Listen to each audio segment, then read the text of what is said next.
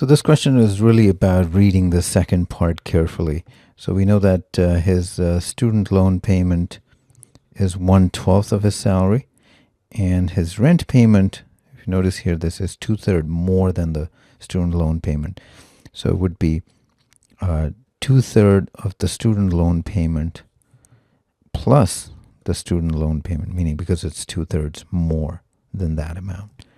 If you just pull out the 1/12, we get 2/3 plus 1, which is 5/3.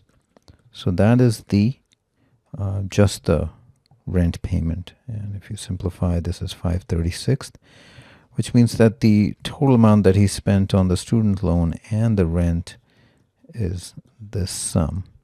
I'm going to match the denominators here, right? This is 3/36, and that becomes 8/36. I can reduce this by 4. That becomes 2/9. So that means he spends 2/9 of his salary on these two categories, student loan payment and rent, which means what's left is 1 minus 2/9, which is 7/9. Answer choice B. Now you can also do this problem by plugging in numbers. The only thing is you don't want to use something like 100 because that's not going to give you whole numbers with these fractions. Now it doesn't matter. You'll still get the right answer if you use 100. It's just that the intermediate numbers won't be as nice. So generally I say pick a number looking at the denominators in the answer choices as well as the question. So I noticed 360 would pretty much be divisible by all these denominators. So I'll do it with this 360, which means he used 1/12 of his salary for a student loan payment. That means $30. Remember, these numbers are just kind of arbitrary, so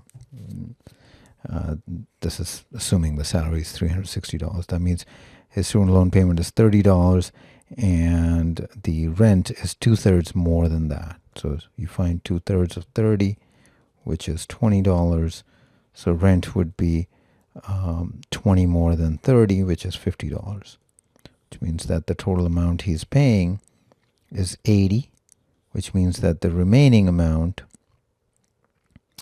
would be 280, and that's the fraction we need to figure out. And again, you can reduce this, and again we get 7/9. So when you're picking numbers, the key thing is to find something that is divisible by all the denominators. That for sure would always work.